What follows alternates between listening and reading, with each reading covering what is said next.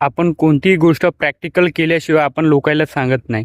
तुम्हाला जर वाटत असेल तर तुम्ही लिंबाची शेती माझी बघायला येऊ शकता आणि त्याच्यानंतर काय आहे ते सांगू शकता तुम्ही. कारण का जो रिझल्ट मी खत टाकतो तो 100% रिझल्ट असते आणि रिझल्टच्याच भरोशावर मी लोकांना सांगतो, अन्यथा कोणताही खत सांगत नाही. केस ग्रो अप आहे आणि याचा रिझल्ट खूप चांगला आहे. आता बघा, मी माझ्या गेल्या वर्षी धानाला सुद्धा टाकलं, आता लिंबाला टाकलं आहे पहिलं आणि लिंब खूप हिरवं आले आहे. परंतु अधिक पुन्हा मी लिंबाला टाकतो, ज्यामुळे हा 6 महिने सुद्धा हा पकडून ठेवतो खत झाडांना.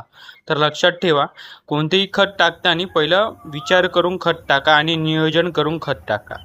जसं याला आपण खत टाकणारा DAP किंवा 20-20-0-13 टाकणारा मिसळून एखादी 50 किलोची बोरी असेल आणि 10 किलोची खत टाकायचं बस. त्याच्यामुळे सिविक्स एक्स्ट्रा आहे, ॲमिनो ॲसिड आहे आणि हुमिक ॲसिडसुद्धा आहे, फिलियर आणि कॅरियरसुद्धा आहे.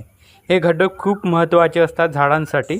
आपण आता युरियामध्ये मिक्स करून टाकला, परंतु याचं मुख्य कारण काय ह्या खताचं मी सांगतो बघा.